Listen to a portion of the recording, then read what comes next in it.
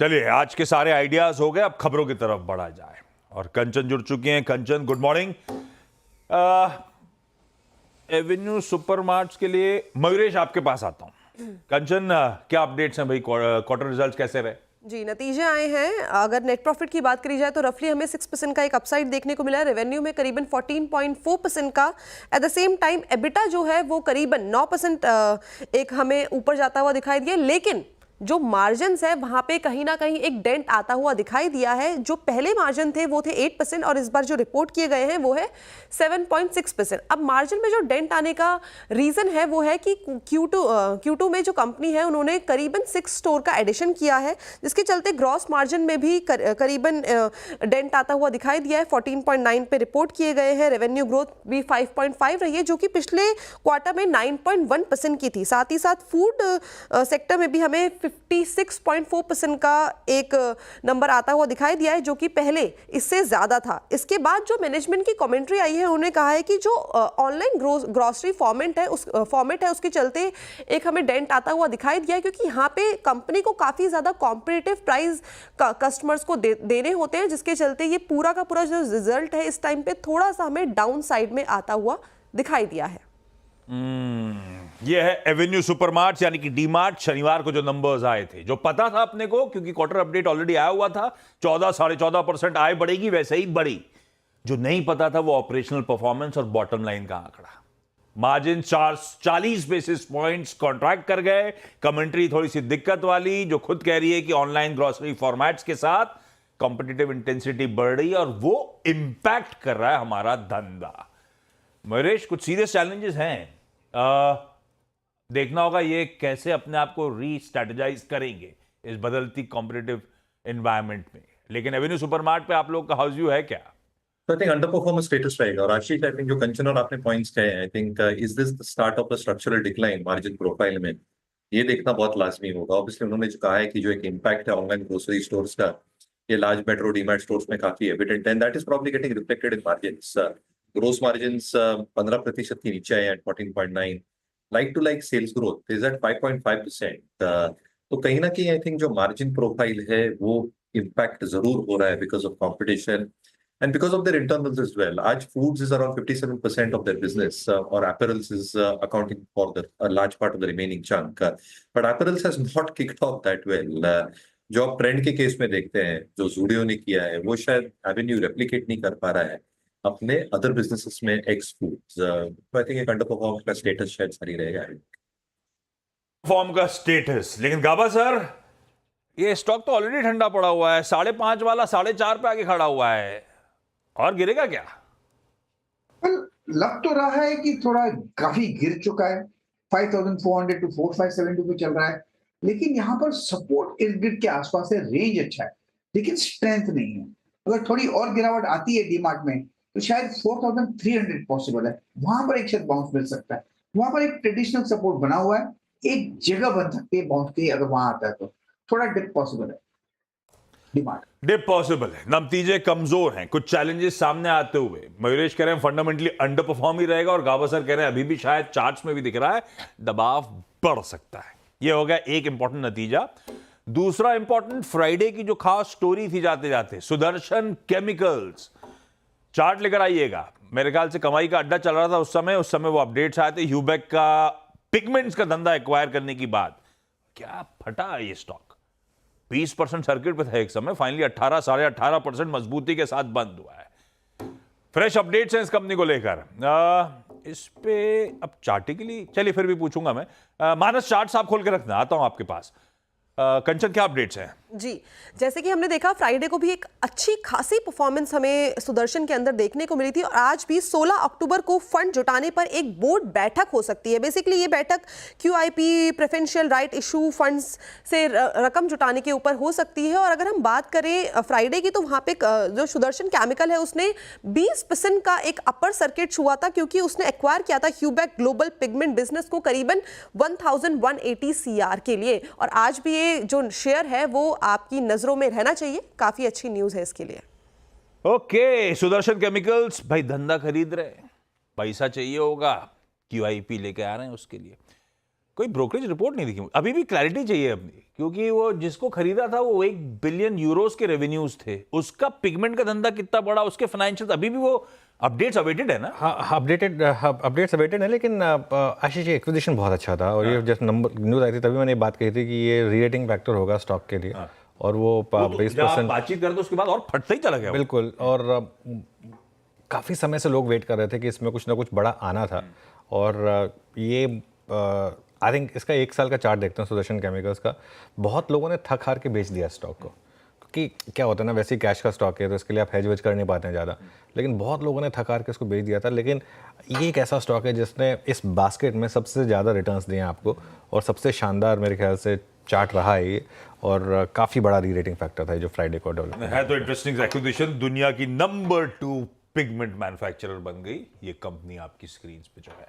मानस, एक दिन के एकदम से जाते जाते पॉपअप के बाद तस्वीर थोड़ा सा डिसाइड करना मुश्किल है, या क्लैरिटी के साथ कुछ कह सकते हो चार्ट्स पे क्या लग रहा है देख के? देखिए, क्लियरिटी तो है क्योंकि हाई टॉप्स हायर बॉटम्स पहले से ही बन रहे थे।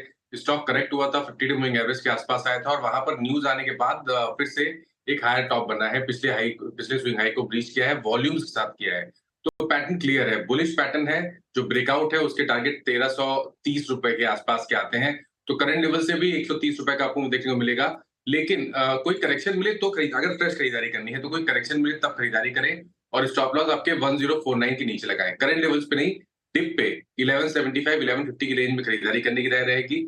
स्टॉप लॉस आपको 1050 के नीचे लगाने हैं और टारगेट 1330 सेट करते हैं। बहुत बढ़िया, थोड़ा सा कूल ऑफ बाय, लेकिन डिप्स पे जो मानस कह रहे हैं जिन लेवल्स के आसपास वहां मिल रहा है, तब अपना रिस्क रिवॉर्ड फेवरेबल है, तब खरीदारी करेंगे। एवेन्यू सुपरमार्ट्स के नंबर्स आए थे, वो इंपॉर्टेंट थे इसलिए अपफ्रंट डिस्कस करें। उसके अलावा कंचन और कौन कौन से Q2 रिजल्ट्स आ गए हमारे पास? जी, नेटवर्क 18 की बात करी जाए तो जो नंबर्स हैं वो मिक्स हमें देखने को मिले हैं। अगर Q2 में सब्सक्रिप्शन इनकम देखी जाए तो उसमें 44% का एक अपसाइड आता हुआ दिखाई दिया है, और इस बार जो रिपोर्ट किया गया है वो है 733 CR। न्यू बिजनेस में भी जो इनकम है वो उसमें 6% का इजाफा होता हुआ दिखाई दिया है, लेकिन जो कंसोलिडेटेड ऑपरेटिंग एबिटा है उसमें एक हमें लॉस आता हुआ दिखाई दिया है। जो पिछले साल हमें 218 करोड़ का दिखाई दिया था, वो इस बार करीबन 178 CR रिपोर्ट किया गया। The same time adjustment business income में भी अप्रॉक्सीमेटली 5.4% का एक डाउनसाइड आता हुआ दिखाई दिया है, और एंटरटेनमेंट बिजनेस में भी अप्रॉक्सीमेटली एक लॉस आता हुआ दिखाई दिया है। जो पिछले साल रिपोर्ट किया गया था 215 करोड़ का, वो है इस बार करीबन 195 करोड़ का। इसके अलावा अगर प्लास्टिक बिन्स की बात करें Q2 रिजल्ट की, तो इसमें जो नेट प्रॉफिट है उसमें एक 33.7% का एक डाउनसाइड आता हुआ दिखाई दिया है। रेवेन्यू में करीबन 12% का एक डाउनसाइड है, और इस बार रेवेन्यू जो है 186 CR रिपोर्ट किया गया है। द सेम टाइम एबिटा भी डाउनसाइड पे रिपोर्टेड है 33.1% के डाउनसाइड के साथ। इसके अलावा सुला वाइनयार्ड का एक बिजनेस अपडेट आया है Q2 से पहले, जहां पे उन्होंने कहा है कि Q2 में हमें जो उनकी इनकम है वो 1.3% घट के 142 CR रिपोर्ट की गई है ईयर ऑन ईयर बेसिस में। At the same time own brands revenue जो है वो 0.3% बढ़ के 127.2% ईयर ऑन ईयर बेसिस पे रिपोर्ट किया गया है, और जो वाइन टूरिज्म रेवेन्यू है उस पे भी करीबन 1.3% का एक अपसाइड देखने को मिला है। बाकी दो नतीजे थे, ये Q2 का अपडेट है। मुझे तो पता था फीका आएगा। भैती साहब ने कोई अपडेट ही नहीं दिया कि जा रहे हैं आजकल। भैती साहब कब से नहीं गए, वाकई कमजोर सुला विनयार्ड्स के, साल दर साल आय गिर गई है, हालांकि फ्लैट है, 1.25% कमजोर नजर आ रही है।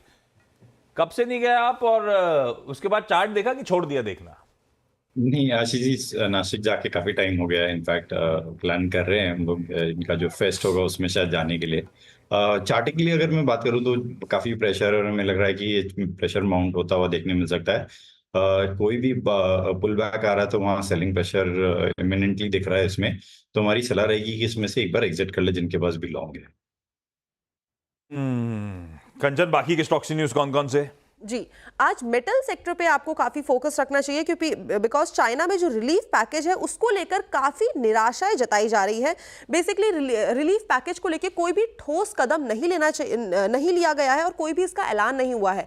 अब जो ये ऐलान होना था बेसिकली ये कंजप्शन को बढ़ावा देने के लिए होना था, लेकिन वहां से कोई भी कमेंट्री आती हुई दिखाई नहीं दी है। इसके अलावा अगर हम बजाज हाउसिंग फाइनेंस की बात करें तो शेयर होल्डर्स के लिए 1 महीने का जो लॉक इन पीरियड है वो खत्म हो गया है। 2% इक्विटी ट्रेडिंग के लिए आज से वो अवेलेबल रहेंगी। विप्रो 17 अक्टूबर को बोनस इशू के ऊपर कंपनी जो है वो विचार करने वाली है। The same time Hindustan aeronautics defence की बढ़िया कंपनी, फाइनेंस मिनिस्टर ने 14th महारत सीपीएसई में अपग्रेड करने के लिए इसको मंजूरी दे दी है। जेएसडब्ल्यू एनर्जी को आपको आज नजरों में रखना चाहिए क्योंकि Maharashtra state electricity distribution company के साथ पंप हाइड्रो स्टोरेज के लिए एनर्जी स्टोरेज फैसिलिटी के लिए एक अग्रीमेंट किया गया है। बेसिकली ये जो स्टोरेज है वो है 1500 मेगावाट और 12000 मेगावाट हाइड्रो स्टोरेज एक एग्रीमेंट किया गया है। अशोका बिल्डकॉन आज फोकस में है क्योंकि Maharashtra state road development corporation से इनको 2 ऑर्डर मिले हैं। ये 2 ऑर्डर की जो वैल्यू है वो है 2000 करोड़ और साथ ही साथ 310 करोड़ की। GSFC हाइड्रोक्सिलामाइन सल्फेट क्रिस्टल का प्रोडक्शन कंपनी ने बेसिकली शुरू कर दिया है। ये प्रोडक्शन गुजरात के वडोदरा प्लांट में शुरू किया गया है जिसकी यूनिट है करीबन 6600 MT क्रिस्टल।